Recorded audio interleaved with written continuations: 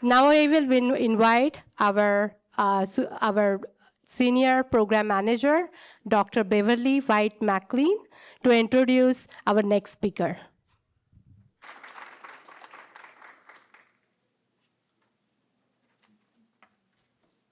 Good morning, everyone. I'm so good to see all of you here today. I'm so excited about this conference. It is my pleasure to introduce Dr. Zea Malawa. Zea is a mother, pediatrician, and public health professional committed to improving health outcomes for children of color.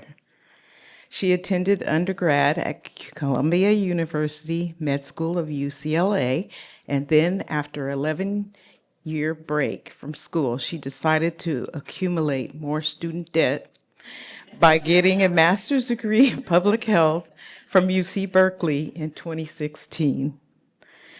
Over the past 2 decades, Dr. Malawa has worked for public health departments, federally qualified health centers, and other public agencies across California, earning her vast array of experience. She loves to use what she learned to help other healthcare systems advance equity for their patients and staff. Currently, Dr. Malawa is the director of Expecting Justice, a public health program that uses systems change and justice-oriented approaches to dismantle racism and close the racial gap in birth outcomes. In that capacity, she directs the Abundant Birth Project, the first pregnancy guaranteed income program in the United States. Since this is a Bay Area audience, it should also be mentioned that she is a double Leo and Scorpio rising. Those who know and understand this means an intense learning experience will be in store. Please help me in welcoming Dr. Zea Malawa.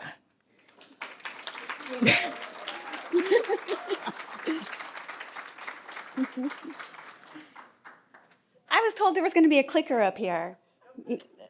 Oh, for you, yay. Thank you. All right, oh, yay, this is working.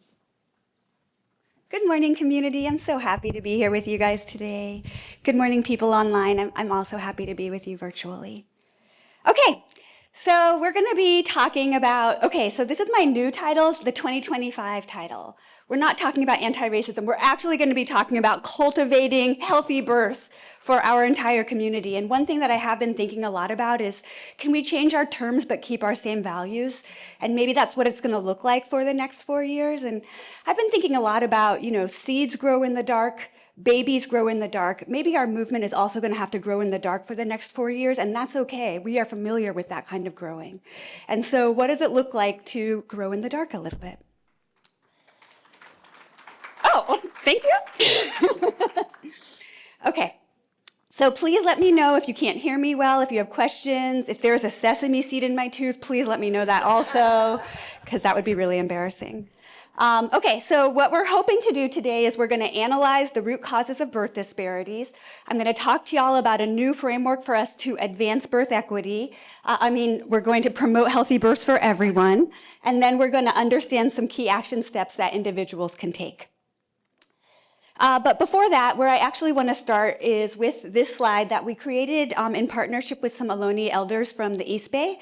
And it's about how to be a better settler, because I know that land acknowledgements is a place to start, but really acknowledging that we've done something terrible historically doesn't change it. And so what does it look like to move beyond a land acknowledgement into actually like a more of a corrective action stance? And so this is kind of what we learned from some of the Ohlone elders.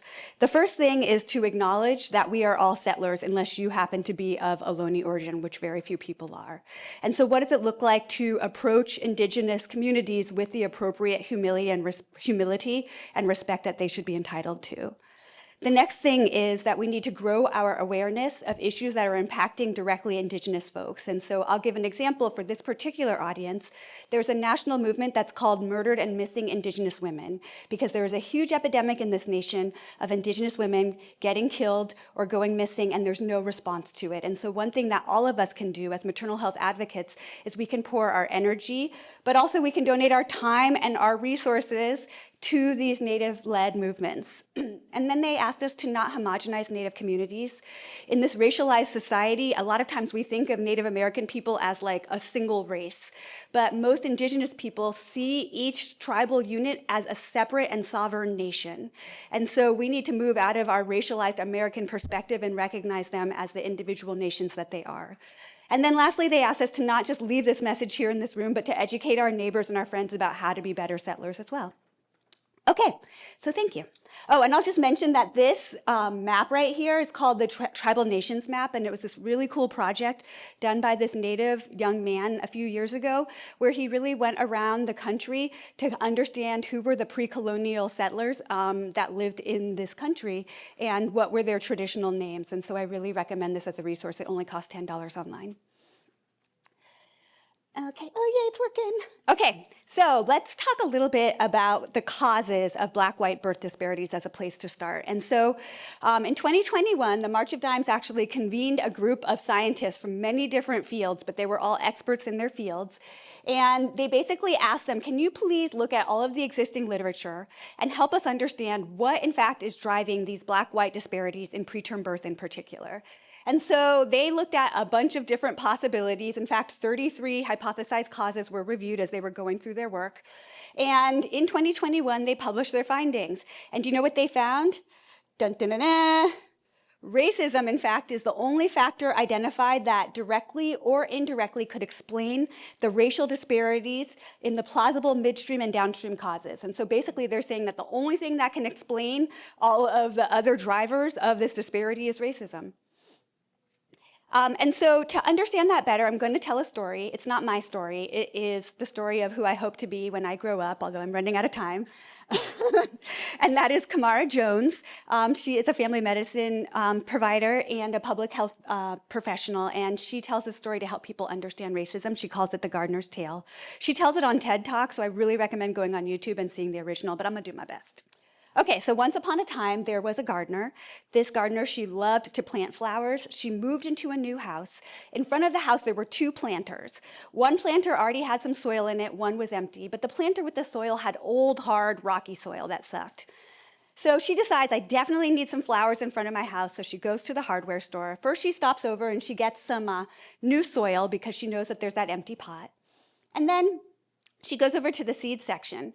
Now, this gardener really loves red flowers, but the problem is when she got to the seed section, there were mostly only purple flowers for sale. And so she goes, okay, I guess I'll just get one purple flower seed and one red flower seed. I'm going to take it home and see what I can get going.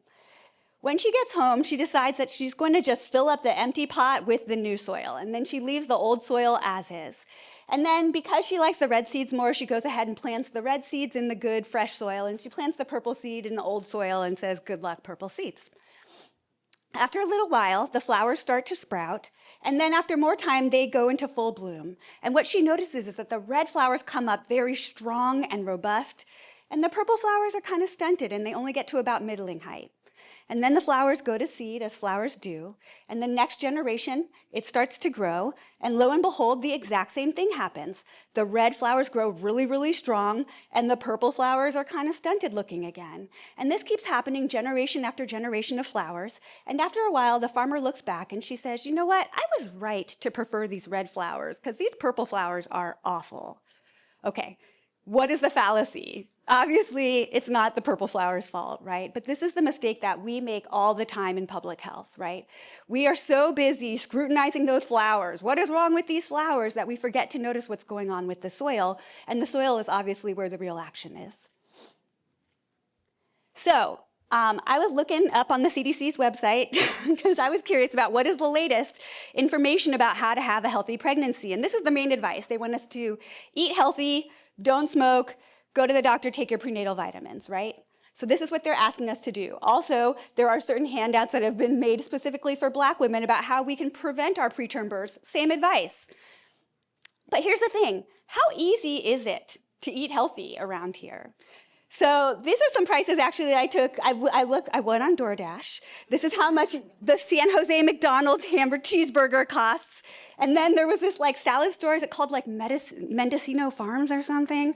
So they sell some salads. So these are like the actual prices from DoorDash recently. Let's say if you were going to try to have a healthy lunch here in Santa Clara County. Why does it look like this in this country? Well, this is why. It's because of how we subsidize our foods. And so this is from a TED Talk back in 2014. And on the right, you can see how we're supposed to be eating, right? We're supposed to be eating half fruits and vegetables. Could you imagine? But this is how we subsidize our food, right? We subsidize all these corns and other grains. And although it only gives that 2% for livestock, I'll point out that the majority of corn that we subsidize is actually going to feed the livestock. And I recognize that this slide is more than 10 years old. And y'all, I really tried to like go and look at the economic data, but I was like, I can't understand these subsidies. But from what I can tell, it's basically the same. We subsidize tobacco maybe a little bit less, but for the most part, we are still not subsidizing fruits and vegetables hardly at all in this country. We're mainly subsidizing meat and dairy production. How easy is it to not smoke? This advice that we also want, in particular, Black women to follow so that they don't have preterm births. Well, it's important to recognize in this country that we disproportionately have tobacco inducements in neighborhoods. In Black neighborhoods, there are 10 times more tobacco ads than in other neighborhoods. And for the Black people in the audience, I'm sure you all remember when we were growing up in the 80s, there were so many cigarette ads that were specifically for Black people and Black women, all the Benson and Hedges and Virginia Slims advertisements that we all grew up with. Nowadays, in the modern era, instead of having them on like for everybody to see, they target people on social media, specifically Black people, still with these same tobacco ad inducements.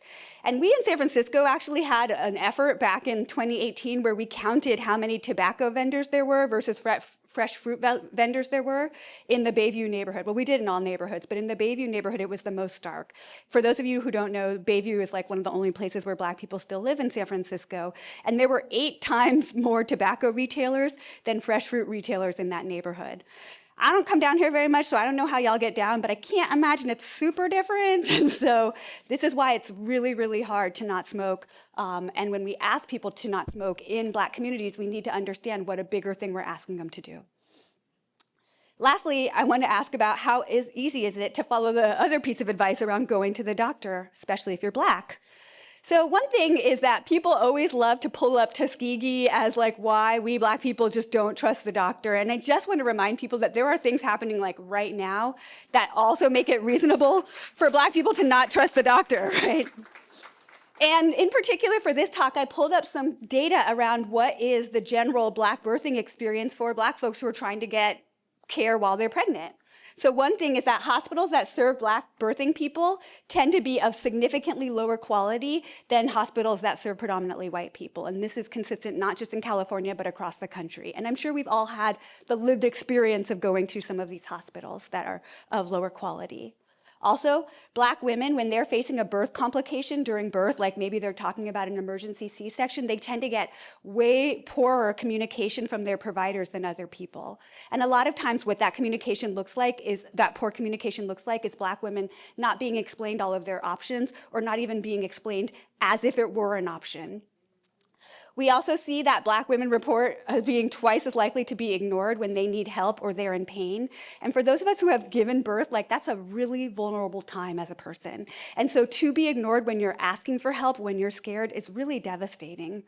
And then lastly, I will point out, and I mean, this is partially because we Black pediatricians are amazing, but also it's because I guess the other pediatricians might be pretty racist because Black newborns are way less likely to die when they're taken care of by a Black provider. And so when we're asking people to go to the doctor and to go to the doctor early, I want everyone to keep in mind that it is not necessarily a simple or straightforward thing when you're a Black person being given this advice. And just in case you really wanted to be clear, in case you happen to be a provider, about how the anti-Blackness is shaking out in the medical situations, what this is basically a validated scale about how we can measure discrimination in the medical setting. And this scale was validated on Black people, well, on African Americans, according to their literature. And so for those people who understand statistics as little as I do, the factor loading number on there, the higher the factor loading is, what that means is that is more likely to be present when medical discrimination is present. And so basically what this is telling us is that, Black people are experiencing less courtesy. They're being treated with less respect. People's implicit bias is showing up as if people were not thinking you're smart enough to understand what they're saying. And so these are the things that if you are a non-Black provider or a Black provider who hasn't done your work, you need to overcompensate in these areas when you're interacting with Black folks. Okay, and then, I'm very self-centered, and so I also just want to point out that it's not easy to be the doctor in these racist systems. And so, for instance, one of the things that I find really challenging about my practice is that you cannot fix structural problems with clinical tools, and yet it is constantly coming up over and over again, and that becomes really disheartening. You also cannot protect your patients from all the other racists in the healthcare system. And so maybe you are doing a really good job to make your patient feel welcome, but that doesn't mean when you send them to a specialist, they're going to still have a good experience. You have little to offer in the face of urgent need. Most providers know how terrible it feels when a family is literally telling you that they're going to leave the clinic and go sleep in the park. And you're like, here's a handout, right? That's like a terrible feeling, and yet it's something that we have to experience all the time. And you get burnt out from dealing with this day in and day out and not being able to see where the exit ramp is. And I learned this term recently that I feel like is so apt. It's called moral injury. And basically it is describing that experience that so many of us have at work in these public social service systems where we don't want to participate in the harmful dimensions of the system, and yet here we are participating in it because we have no option. And that pressure, that divide is called moral injury. And I'm thinking that that is one of the key drivers of burnout for many of us in these systems. Okay, so just to kind of sum up this section to make sure we're all really clear, I'm talking about structural racism. And structural racism is distinct from implicit bias and some of this interpersonal racism. Structural racism is the laws, the policies, the institutional practices, and the environmental factors that really kind of designate who is going to have opportunities and who is going to have disadvantages based on how they are physiotypically presenting, right? And then I just want to remind folks that structural racism is really pernicious because, for one thing, in this country, it is very normalized because it's been in place for so long. If I were to drop you off in any city in this country and I were to ask you, can you tell me, just basically looking at the demographic data of these schools, where the low-quality schools are? Most of y'all would probably be able to figure out where the low-quality schools are, and that is because structural racism is so normal that we can expect that wherever the Black kids are is where the low-quality schools are, and we don't even question it anymore. It's just like, this is how it is. Structural racism is legitimized by our institutions and governments. I'm not going to pretend like I understand Santa Clara County, but I will pretend like I understand San Francisco. And what we have in San Francisco, for instance, is we have San Francisco General Hospital and UCSF. There are the exact same providers at both of these hospitals, right? But if you have Medi-Cal, you're going to be seen at San Francisco General, where the facilities are crappier, like the walls haven't been painted, there's fewer MRI machines, and you're going to have to wait way longer. Whereas if you have private insurance, you're going to go to UCSF, where things look, well, kind of fancy like how it looks in here. I was impressed with y'all's health department.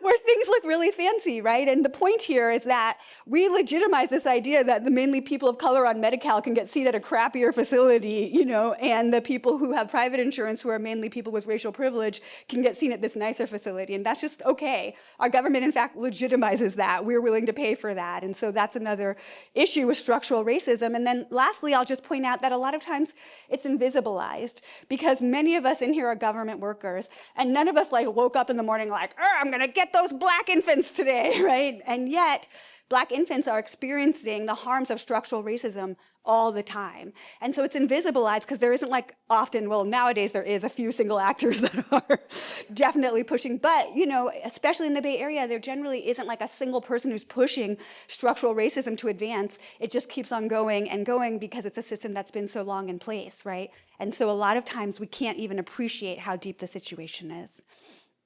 Okay. So because I like to get nerdy, so you can feel free to ignore this, but this is back from the March of Dimes paper, because the question to me is, how does this structural racism get under the skin? And so you have this structural experience, and what they pointed out is you start with these kind of upstream causes, right? And so segregation, unfair lending practices, bias policing, voter suppression, and these things in turn are going to lead to unfair treatment. And that's going to manifest as things like economic disadvantage, mass incarceration, voter disenfranchisement, right? These in turn are going to lead to health-harming exposures and conditions. So these are things that we are starting to be more familiar with in our work. So of course, chronic stress is one of the biggest ones that's driving adverse birth outcomes, but also unhealthy food and unhealthy exercise environments, gestational weight gain, hypertension. These are some of the things that are inevitably going to flow from the unfair treatment. This in turn is going to lead to some of the biological mechanisms, and so now we're getting under the skin. These are things like the inflammation, changes in your microbiome, vascular changes, and all of these things in turn will lead to preterm birth. And so this is how we go from structural racism through to preterm birth. And what was really interesting about this March of Dimes consensus paper is that they were really able to look at the studies to kind of track this pathway all the way through, looking through a data lens. Okay, let's take a little stretch break, because I don't know how your spine has been doing since inauguration, but if you guys can just bear with me for a second, maybe let's just roll our shoulders back. Good. Oh, sorry, online people, can you also stretch? Maybe get your neck going a little bit. And then here's one of my favorites. I like it if you can kind of clasp your arms back and, oh yeah, because we got to like undo that thing in our spine. We can't have our spines bent in 2025. We have to be straight spined, right? Okay. So racism sucks, but we're straight spined now and we're ready. So I think that the question that we all have to ask ourselves in our work is, what kind of gardener are we going to be? Are we going to be the kind of gardener that says, you know what, I treat all the plants the same, so that soil is not my job? Or are we going to be the kind of gardener that's like, hey, these plants look bad, and so I got to do something about it?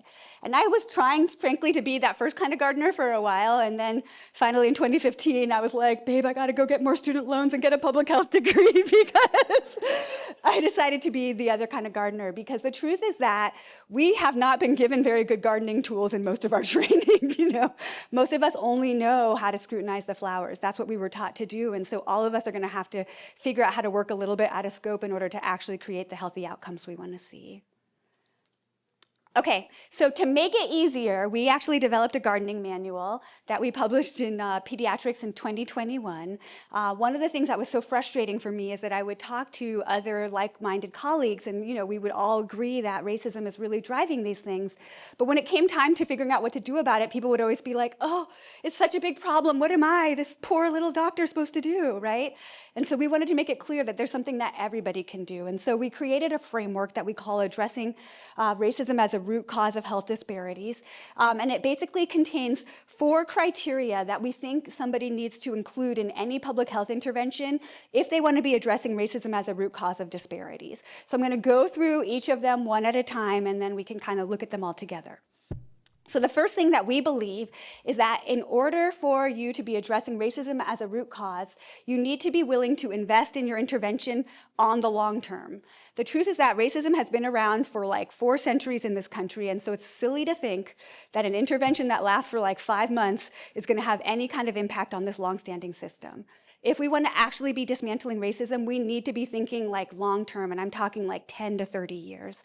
I think a lot about how the FHA and redlining really helped white homeowners go from being a largely working class population into a largely middle class population. And we were giving these housing benefits to the white population for like 30 to 35 years, and that's how they were able to have a generational shift in their wealth. And so we need to be thinking long-term when we're thinking about addressing racism. Now, I can say definitely from experience that you can't come with a real out-the-box opportunity to government and be like, let's just put all the money into this thing that's never been tried. I know that government doesn't get down like that. So what we have to do is, from the second that we are planning a pilot, we have to also be planning for its long-term sustainability. I think it is very unethical to go into a community that faces marginalization with a pilot if you have no plan to sustain it. Again, to my Black Bay Area peeps, I'm sure we have all had that experience of being in public school and like some like intrepid young person comes in with this really cool program, and for a year you are like loving school, and then they disappear, and the heartbreak from losing something that was so great is almost worse than ever having it, right? And so we don't want to do that to our clients. And so the way to perform ethically in our communities is to always have a plan for long-term sustainability when you're getting ready to pilot something. The next thing that we believe you need to do in order to address racism as the root cause of disparities is you need to be focused on a precise impact. By that I mean you need to be willing to get specific about what specific racialized group you are trying to improve health outcomes for. This is because while all people of color experience racism, it doesn't land on all people the same way, right? A lot of it has to do with how a given community has interacted with white supremacy over time. It might also have to do with what language that community speaks, or how melanated that community is. For all of these reasons, the way how a Vietnamese brand new immigrant experiences racism in this country or in this county is going to look really different than how a Black family who's been here for generations experiences it. And so when we're addressing racism as a root cause of health disparities, we need to get very specific and precise in understanding what are the racial barriers facing this given community and how can we address it, right? And so what that oftentimes looks like is actually going to the community. Oh, I know I'm talking crazy here. Going to the community and asking them, how is racism impacting your ability to be healthy, and then working with them to figure out what the solutions look like. I want to give an example, for instance. Let's take the ACA, the Obamacare. And, a huge hope for the ACA is that it would be able to narrow health disparities by offering health care to people who had never had it before. And don't get me wrong, I'm a huge fan of Obamacare. I definitely believe in the ACA. But the reality is, for a lot of Black people who are experiencing disparities, the issue wasn't that we didn't have access to health insurance. The issue is that providers are racist, right? And the ACA did nothing to address that specific barrier that Black people are facing. And so that is why we haven't seen this incredible narrowing of disparities with the advent of the ACA. You feel me? And so in order to be willing to get to the root cause, we need to be willing to get precise with the given community. If we're working with more than one community, then we need to be able to tailor our intervention slightly to each community. So again, we're getting at whatever the barriers are that they are working on. Okay, the third criteria is systems change. So often we are trying to educate people out of their health disparities or motivationally interview people out of their disparities. But here's the thing is that there is actually nothing wrong with me as a Black woman. What is wrong is the environment in which I'm expected to give birth, right? And so rather than trying to fix Black women, we need to fix the environments in which we're expected to be healthy. We need to fix the laws, the policies, the structures. So when we are addressing racism as a root cause, we're moving away from these individual level interventions where we're really kind of placing the onus on the individual to overcome this. And we're moving more into this structural setting where we're really trying to figure out how do we get rid of these barriers at the structural level, or how do we give the individuals so much resource that they can navigate these barriers on their own, right? Okay, and then the last criteria is reparations. And I'm here for reparations like 4 acres and a mule, but I know that not all of us can do that. That being said, the whole point of racism in all communities is an extraction of resources from those communities, right? And so we can't expect that these communities are magically going to health themselves up, right? We have to actually do corrective action. We have to actually take a reparative stance with communities that have been experiencing racism if we want them to be healthy. What that might look like is cash or mules, and that's great. But if you're not in that position, then what I would ask you to think about are 3 things. And those 3 things are opportunities, resources, and power. And how do we not hoard those 3 things in the white-led, white-predominant institutions, but rather spread them into the community that is experiencing the health disparities? I'm going to give you an example from a different local health department of how this might go down in the wrong way. So let's just say that the state opens up an opportunity for counties, local health departments to apply for some new funding to address disparities. The first thing that's going to happen, right, is that we're going to wait to the last minute to apply. And so then when it is time to apply, we are not going to have time to ask community what they want, right? We're going to be like, oh, darn, well, some money is better than none, and we are all experts, so we're just going to go ahead and decide what they want, and we're going to apply ourselves. And in doing that, we have now hoarded all of the decision-making power within the white predominant institution, right? The next thing that's going to happen is let's pretend that we actually get the grant from the state. And now we have to get some jobs going for the people to do the work that we said we were going to do, right? But because we work in these systems, chances are there's going to be like lists and tests and classifications and postings. And so it's going to be really hard for anybody who is outside of the institution to get a job, right? And so now probably the institution is also hoarding all of the opportunities associated with this new money within the predominantly white institution, right? And then what's going to happen is we're going to pay a bunch of fringe benefits to ourselves and pay some indirect costs to ourselves, and then we're going to probably hire specialties to cater and, hire Squarespace to do our websites, and we're going to hire all of these white-led firms, right, to do all of the contracting work. And so when it's all said and done, chances are that the predominantly white institution has hoarded all of the decision-making power, all of the job opportunities, and the vast majority of resources within the institution, and the community that's facing racism got some services they never asked for, being offered by some people they never invited, and that's it, right? So when I'm saying reparations, what I'm saying is how can you take a very conscientious effort to flip that and be thinking about at every pass, how can I put more decision-making power into the community? How can I create opportunities for this community? How can I make sure that the overwhelming majority of resources being spent on this intervention end up in the pockets of people from this community? And that's what it looks like to do reparations from my perspective, even if you don't have mules. And so when we put all of these things together, we believe that you have the racism as a root cause approach, or we call it RRC because it's not a thing if it doesn't have an acronym in public health.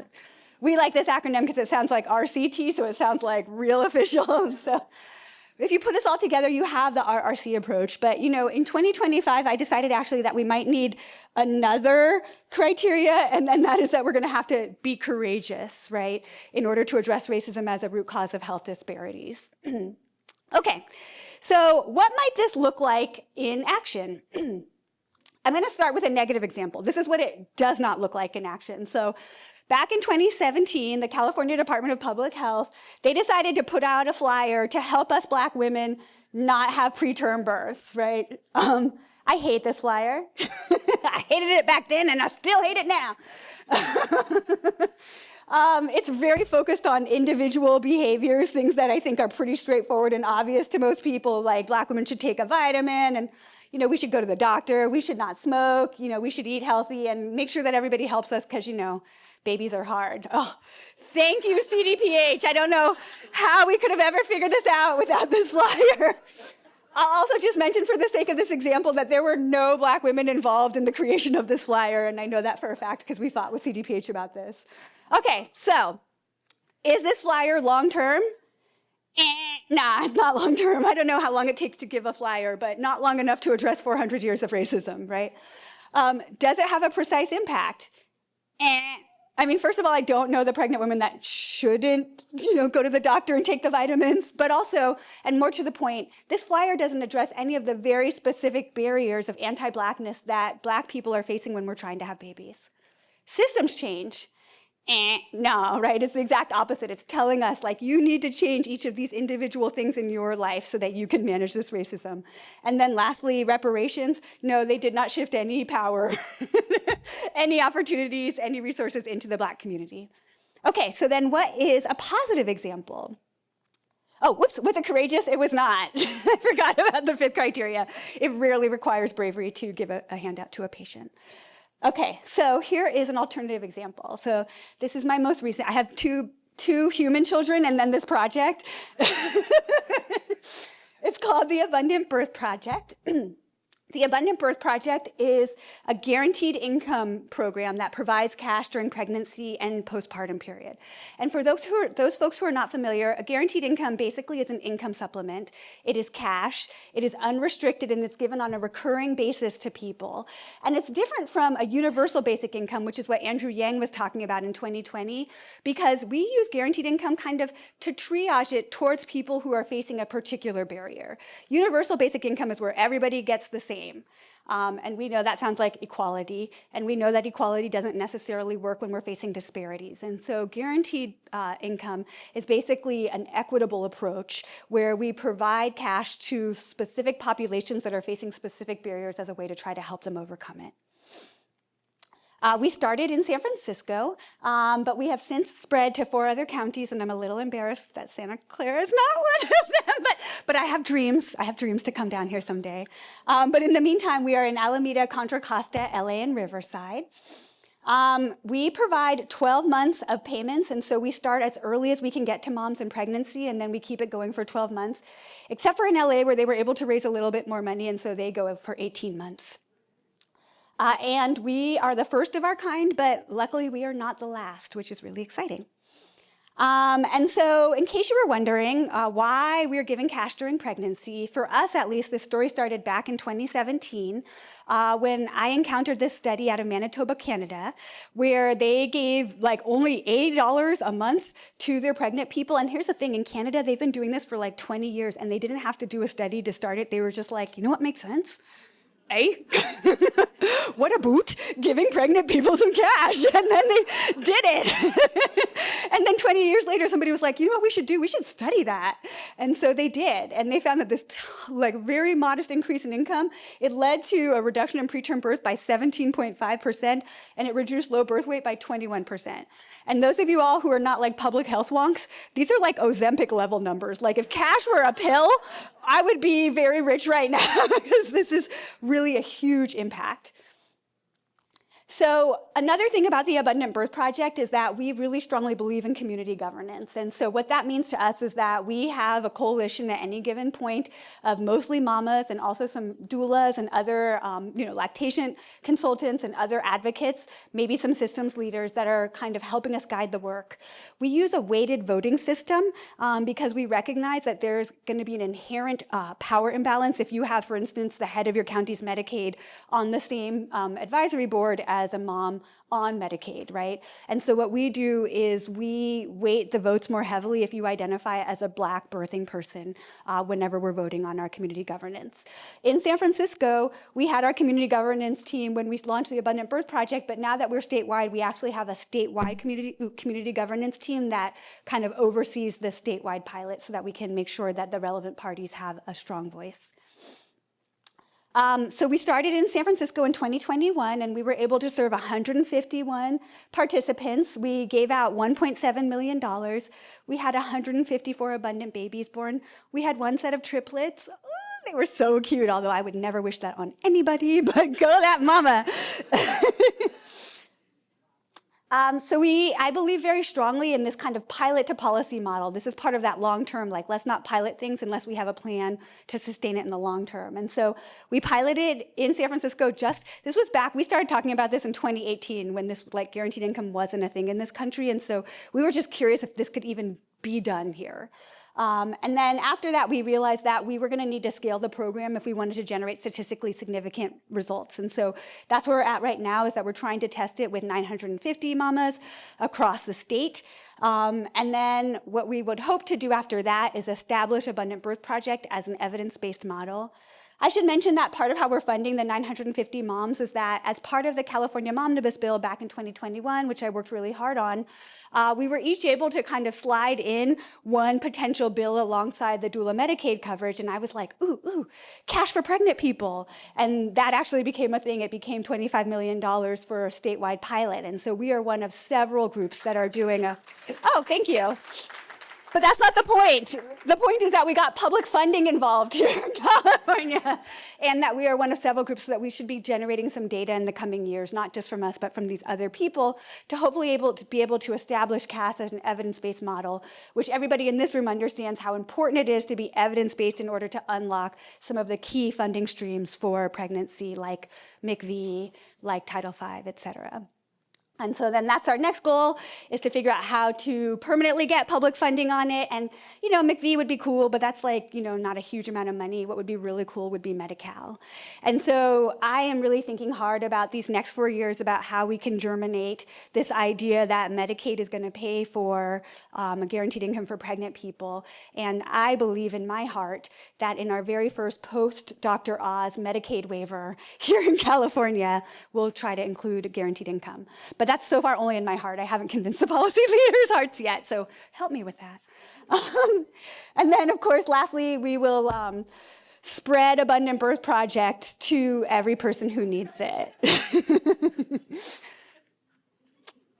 So since January of last year, we have been able to get to mamas all over the state. And this is what we were able to do is we were scaling. We worked with the Maven Collaborative to understand what are the family needs, the costs of living in each county. And because we're trying to build this as a system, what we were able to do is kind of scale and proportionalize the amount of money that we give in each county to the cost of living in each county. Because, Riverside doesn't need as much money, for instance, as LA does, because the cost of living is very different. And likewise with the eligibility, there's an income ceiling in order to qualify, and it's based around basically a middle-class 2-parent, 2-child household. And so, but we, again, proportionalize that to the cost of living. And the mamas helped us decide. And so we've served 700 moms so far. We've given out $5.5 million, and we've had 364 abundant babies. Oh my God, it's so cute. In February, I went to our very first graduation of mamas in Alameda, and I made a point of holding all 6 of the babies. It was like the best. They were like, "Who are you?" I was like, "I know you've never seen me before." But I'm a professional baby holder. Anyways, it's been really like a total pleasure and delight to be doing this work. Okay, in case you're curious, this is what the eligibility criteria are. So you have to live in one of our participating counties. You have to be in the first 2 trimesters of pregnancy. We hope, like, when we actually scale this and we're no longer in a trial phase, to let it be any time in pregnancy, but we decided to cut it off after the 2nd trimester because we need enough time to try to impact your pregnancy so that we can have these amazing outcomes so we can convince the government, et cetera. And then the 8 weeks was actually a request from obstetricians because they were like, "Yo, we cannot be doing ultrasounds on these like 3-week pregnant people so that they can qualify for your program. Can you please have it not qualifiable before 8 weeks?" And then you have to be over 15 years of age. This is where community overrode me. I was definitely like, "Oh, minors, the legal issues." And community was like, "You know what? It is really hard to be a teen parent. And teen parents more than anybody needs this cash." And so we said, "Okay, fine, I guess this is what it means to share power." And so we take people down to 15. You have to meet the income requirements that I talked about. You have to also meet one of these top 5 risk factors for preterm birth in California. And those happen to be identifying as Black, having had a previous preterm birth, having pre-existing hypertension, having pre-existing diabetes, or having sickle cell disease. And so this was a set of criteria that the state of California was also willing to sign off on.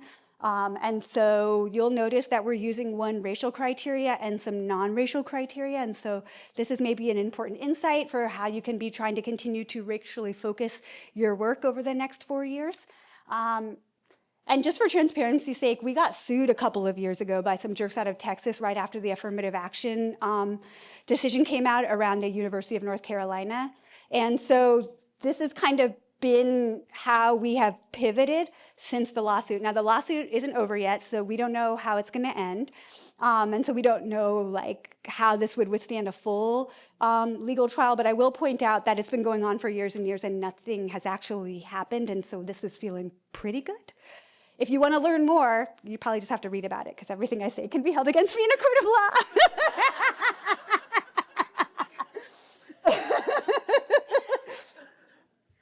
And we're doing a really robust evaluation on this because, as I mentioned, we're trying to become evidence-based. And so, believe it or not, initially when we started this, everybody was at UCSF, but they've all dispersed. And so now we have 3 universities that are affiliated with the project. And that's actually been really great because we've been able to pick experts from all 3.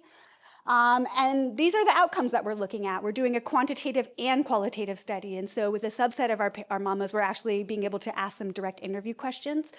We use community-based researchers to do it. And so all of the mamas get interviewed by mamas, and the mamas that are interviewers have been trained in qualitative research and helped us develop all of our interview guides and also help us analyze the data. So it's been a really interesting and, for me, educational research experience. So we're looking at all the things that you would expect, like financial well-being and birth outcomes. But one of the things that I'm really excited about that we're also looking at is the mama's sense of hope, well-being, and agency. Because I just feel like that is not something that we evaluate enough when we are doing public health interventions. And I think that's why we end up with so many interventions that maybe produce decent health outcomes, but definitely diminish dignity. Okay, so is it an RRC, the Abundant Birth Project? Let's see. So is it long-term? I don't know yet, but we sure are trying. And I really hope that over the next 4 years, we'll be able to get something in place. Does it have a precise impact? Absolutely. We worked really hard to design this project in partnership with the folks who have the greatest risk of adverse birth outcomes. Systems change, we believe so, because we don't ask the mamas to do any single thing different in order to access the cash. And so we believe that we're making the economic environment around the mamas a little bit softer. Lastly, reparations. Yes, we worked really hard to shift decision-making power, opportunities, and definitely resources into the communities facing the disparities. And courage. Heck yeah. There has been a fair amount of professional challenges for us, certainly the lawsuit. But even in the face of it, and I'll tell you that the Department of Public Health in San Francisco eliminated my position a few months ago, and so there is a lot of personal risk associated with doing this work. But I will say that even in the face of that, it still feels so good. And I need you all to know that, because I know a lot of times you just feel like the weight of how much you're not doing. But it feels so good to be doing the actual right thing.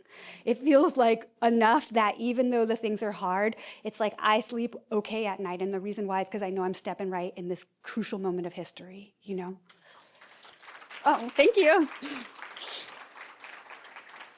So take the risks because it feels good in the end, or at least it helps you sleep. Oh, guess what? The universe is like, no, don't take the risks.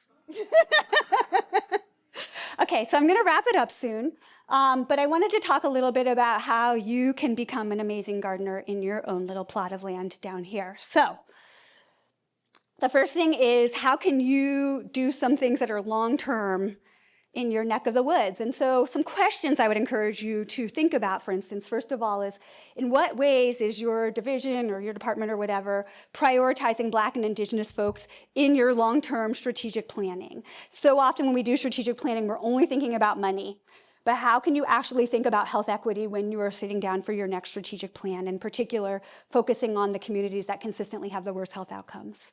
And also, how can you invest in long-term solutions, right? We often also only think of our interventions on 1 to 3 year timelines, but what would it look like to actually think about a 10-year investment in trying to improve health outcomes? Inspiration, because I think we need a lot of that. It's been really cool to watch Costco get down, right? Because the government came really, really hard for them, and they decided early on, they were one of the first, and they decided to stand strong. And so we can kind of learn from them. And one of the really interesting things I think we can learn from them as advocates is that, in their pushback, they made a business case instead of a political one for ongoing DEI work. And I don't want to say that there isn't an ethical case and a political case for DEI work, but can we make the healthcare case for ongoing DEI work as a way for us to stay in the work without making it a political fight?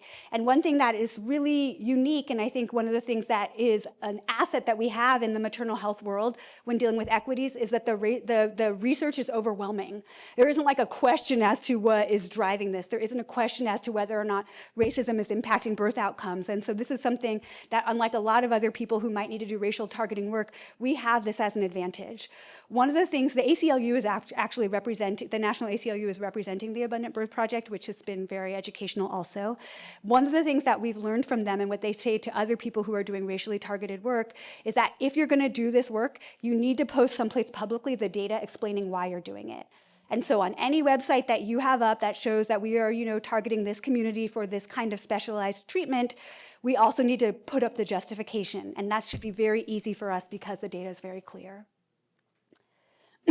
Okay, precise impact, and this is where we really try to get specific about the racial barriers that are facing a given community and trying to undermine those barriers. So what proportion of your division's work is focused specifically on health outcomes for Black and Indigenous people, and what mechanisms do you have to measure success?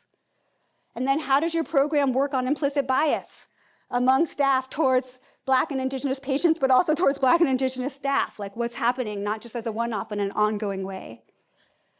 Inspiration. So I don't know how familiar you all are with adult medicine. Me, I don't know much about it. But I hear that there are these things adults have called kidneys. And one of the things that has existed for a very long time is we measure kidney function using something called GFR. It's basically how fast are your kidneys filtering. And all around the country, for super racist historical reasons, the GFR is calculated differently for Black people in such a way that it makes it seem like Black people's kidneys are working better than they are. And so this is part of the reason why we see so many Black people with advanced kidney disease, so many Black people with dialysis requirements, is because all over the country for a very long time, Black people's kidney disease was being discounted.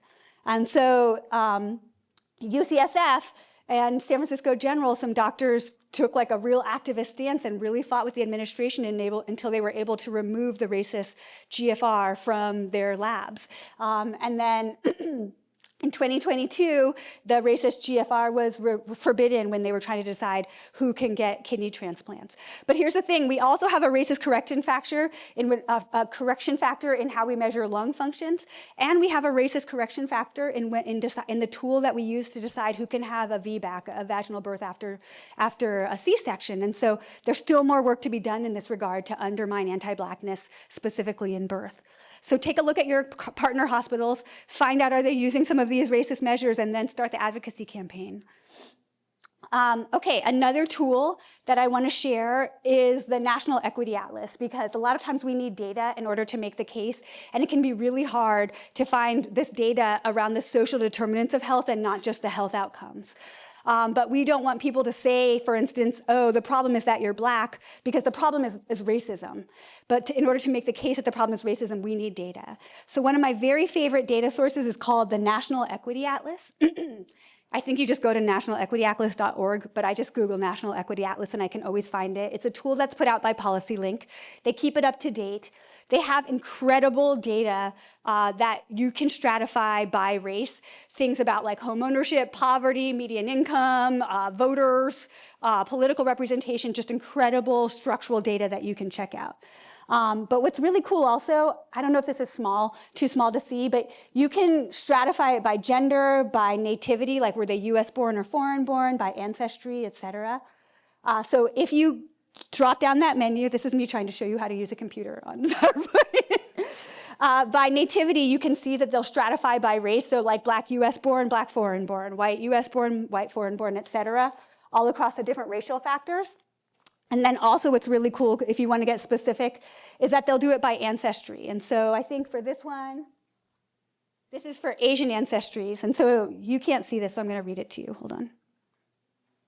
It says Asian American, South American, Bengali, Indian, Pakistani, Sri Lankan, and it keeps on going down. And so basically, if you were curious about specifically like how a Jamaican person is owning homes in a given locality, it can break it down that far. And you can stratify also down to the county level for some of this data. And so the National Equity Atlas is great.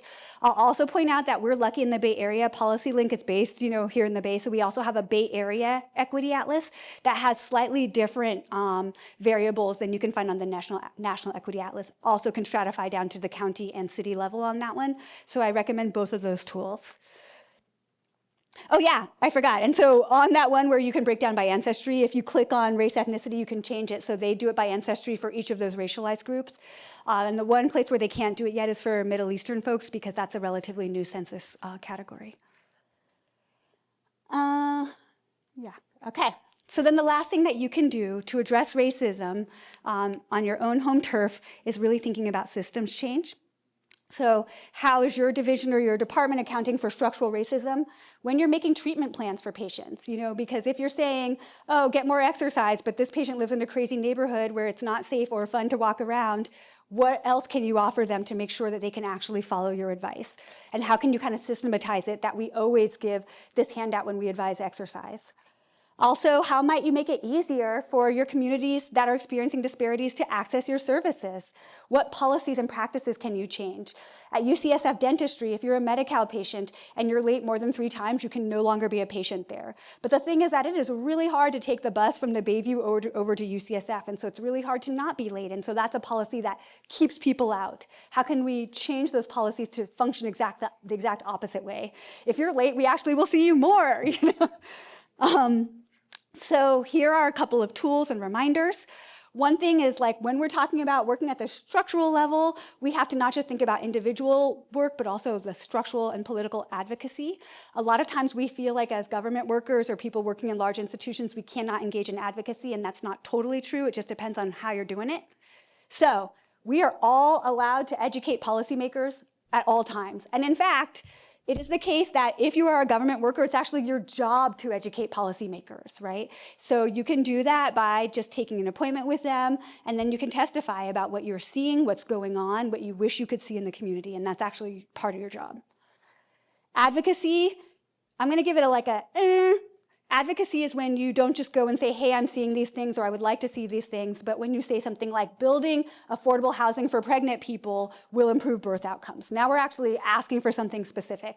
This is still allowed. This is not unallowed, but you just want to make sure you're doing this in partnership with your institution's leadership because you want the right hand to be talking to the left hand. You don't want some people who are working in one part of the organization calling for housing and other people calling for food. You want you all to be walking in the same direction on this one. But the hard line, the no-no, is lobbying. That is when you're saying, please vote for this specific bill. Please, vote for this specific candidate. That we can never do, at least not on our time. You can do it on your free time. So you can do advocacy work. You just have to be conscientious about what. With reparations, how can your program share decision-making power? How might your program prioritize Black and Indigenous communities in the annual budget? How does your program ensure that Black and Indigenous providers have opportunities for growth, access to leadership positions, decision-making power within the program? So these are some of the questions you can be asking yourself. A tool. I love this tool. I don't know if anybody's ever seen this before, but this is called the Spectrum of Community Participation. There are many different versions of this online, and so the original people who put this out, the IAP2, their version's all right, but there's some cooler ones online, so I recommend you just get the whole breadth.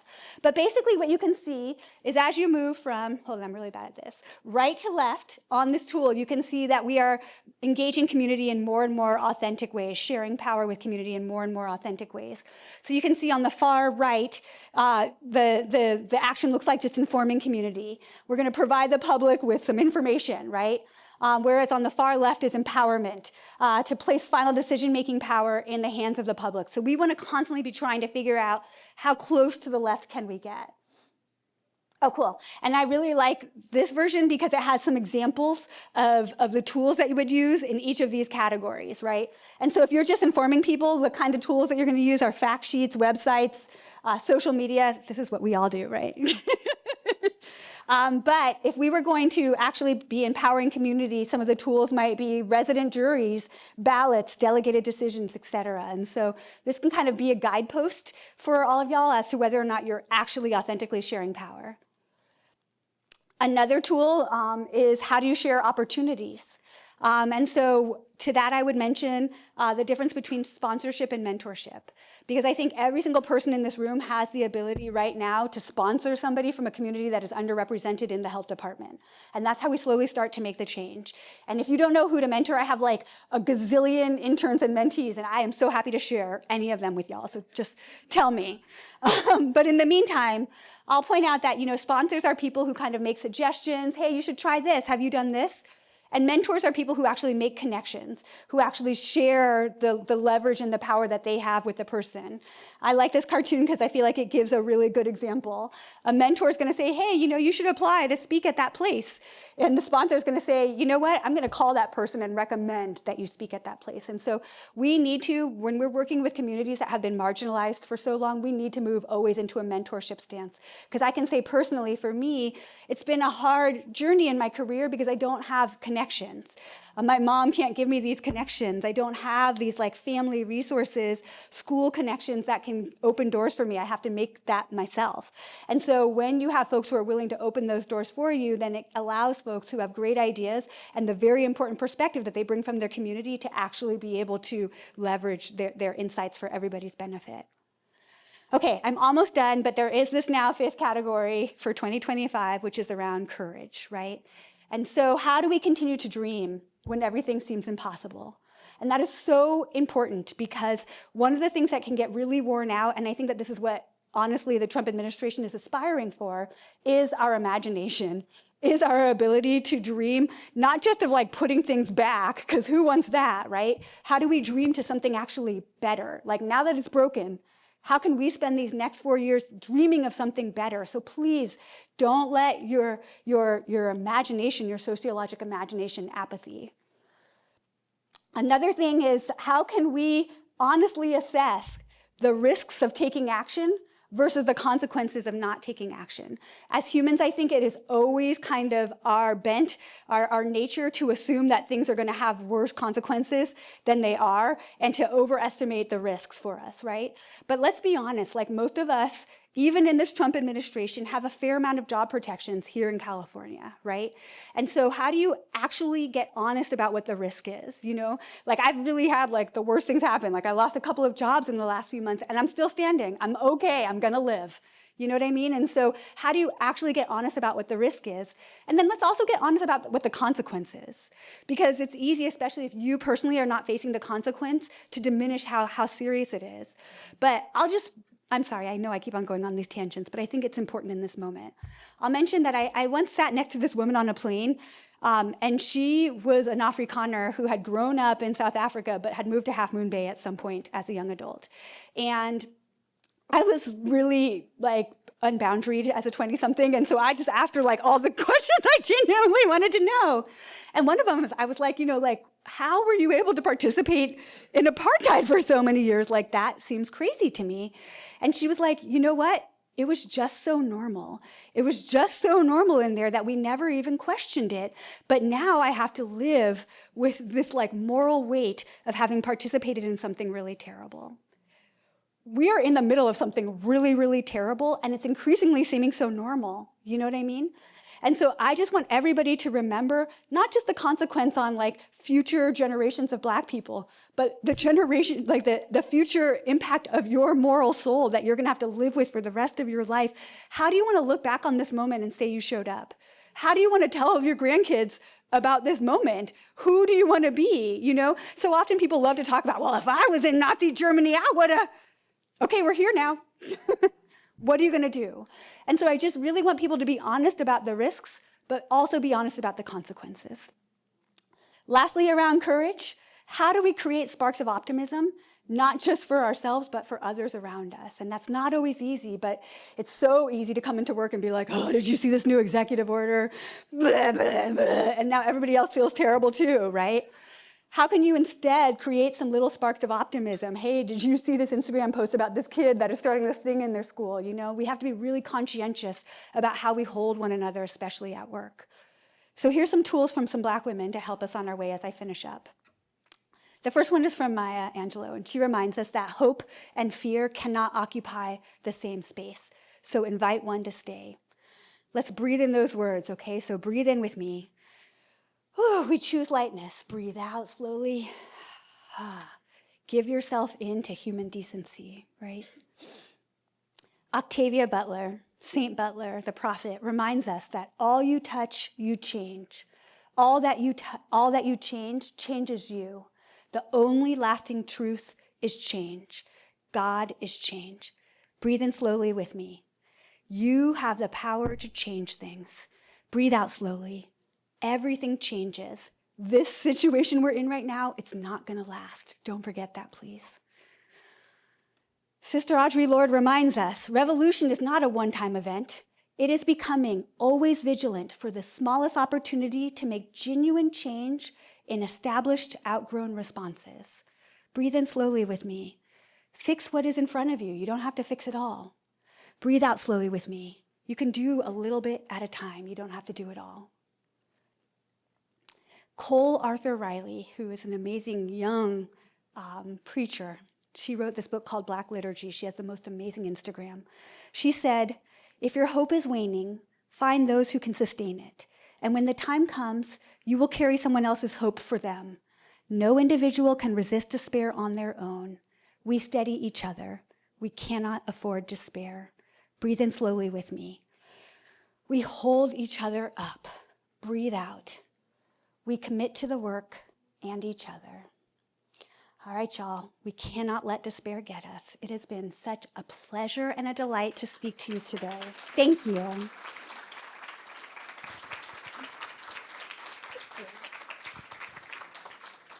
That was such a wonderful presentation. If anyone have any questions, can you please write down on the cards that are on your tables, and then we will collect them. But also, I guess if one person, we can just start with the raised hand. Yeah, yes, yeah. Let me get my mic there. Hi, Christina.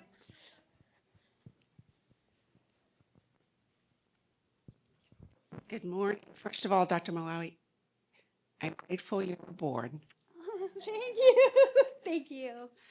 I would like you to talk about, it's the first time I've heard this term or the process, weighted voting system. Yes. Please delve into that a little bit more. Yeah, okay. So we started doing the weighted voting in 2020. So we were all on Zoom. And so basically we would put up a link to a Google poll or a Google form. And we would have people submit their votes on the Google form. And then the last question on the Google form is, do you identify as a Black birthing person?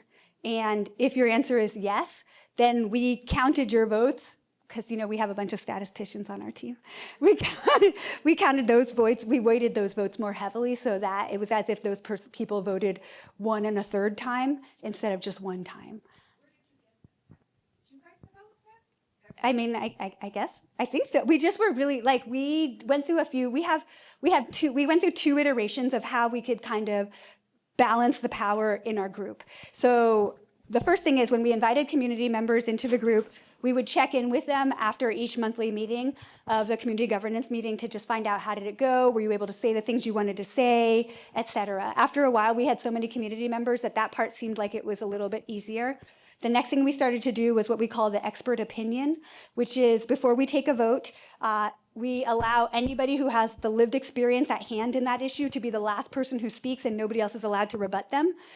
And then the last thing was weighted voting. And so even with our community governance statewide, it's almost all Black identifying mothers.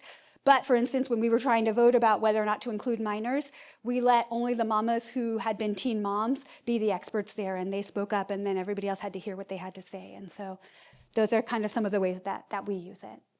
Yeah, my pleasure. But I can't actually tell you how they did the math in the background, because I don't do math like that.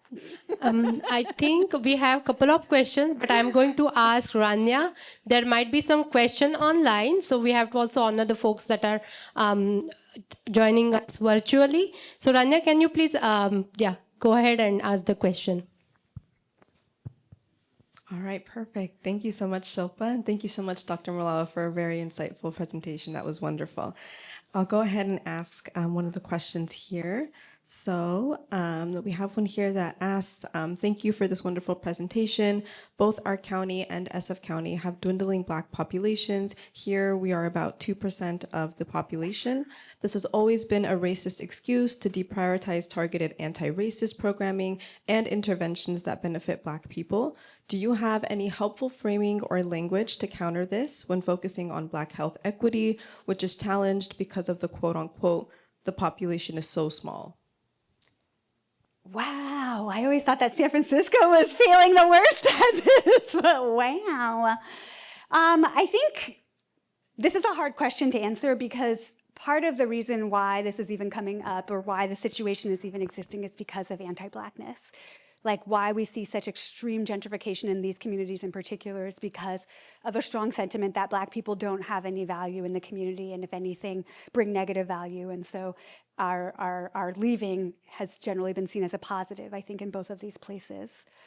I think for me, what it comes down to is a few things. The first thing is the moral injury, especially when it comes to Black people. There's so much history, so many things that we have documented that have been extracted from us. In both San Francisco and in Santa Clara, you can look at our redlining maps and see that you can almost overlie the preterm birth map with the redlining map, and the same areas that were historically redlined tend to be the same areas that have the highest rates of preterm birth. And so one of the arguments I make is just a historical one around corrective action. Another thing that both Santa Clara and San Francisco have in common is some really harsh urban renewal policies.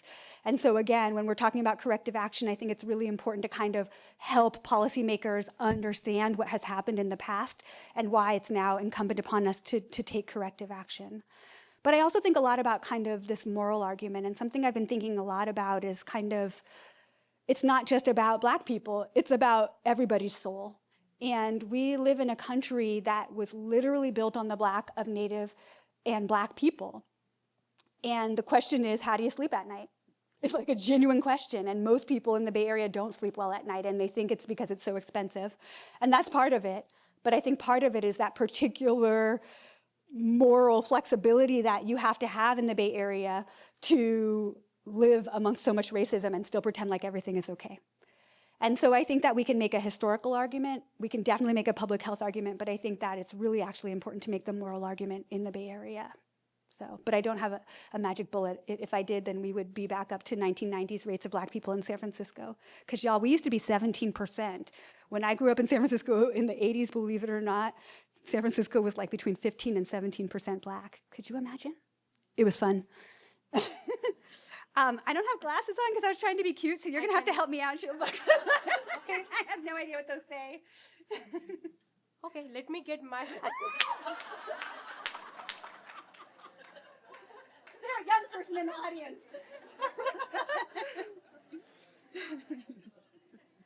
All right, this is our next question. How do you promote the ABP in each of the communities offered, and is the income requirement dependent upon those different communities or the same? Yes, great. Okay, so the income requirement is varied and it's proportionalized to each community. And if you go to the Maven Collaborative's website, you can see they have something called, I think it's called the Family Needs Calculator. And so for any given county, you can put in like the zip code and they will tell you for different family configurations. 1 kid, 1 child, this is how much money you need. 2 kids, 1 adult. Like, so anyways, we use that and we basically use their calculations for 2 kids, 2 adults in a given county. And regardless of what your family configuration is, if you earn less than that amount, then you qualify. And for San Francisco, we were able to spread the word really easily and in 2 ways. The first way was actually because we spent a year working with community to design the program.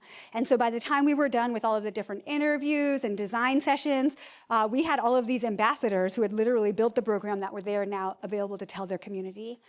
We also had been in the news a fair amount leading up to the launch of the program, and so that also really helped get the word out.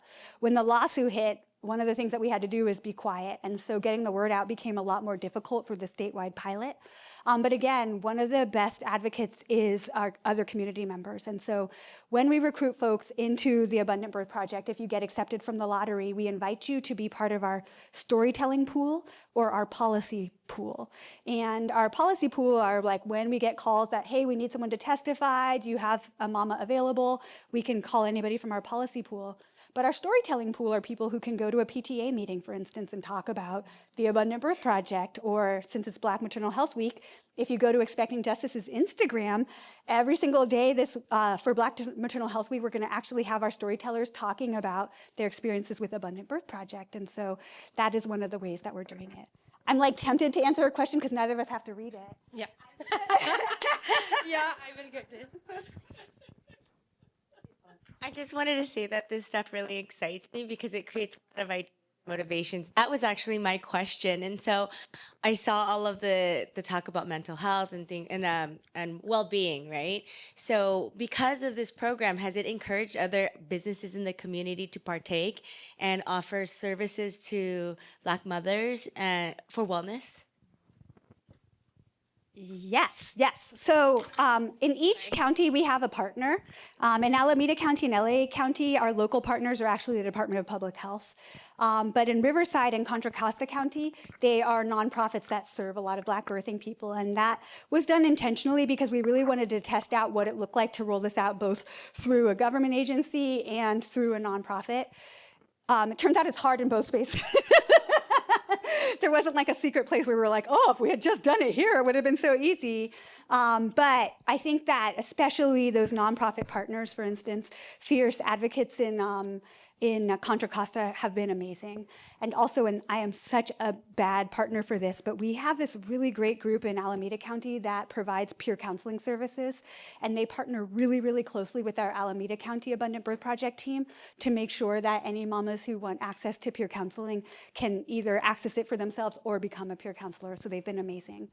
I think that, for the programs we were running out of the Department of Public Health, then certainly like the nurse family partnerships and local BIHs are also, joining and helping us to try to create a more seamless experience. And for the nonprofit partners, they have generally good relationships with the Department of Public Health, but they also have access to a lot of the doula networks. And so they've been able to bring those in. And so, yeah. Thank you, Dr. Malawa. I think we have a couple of questions, but I will emailing them to you afterwards. And once we get all the answer, we will share it with all of you. It's right now 11:15. I just want to say Santa Clara County really looking forward to joining the Abundant Birth Project.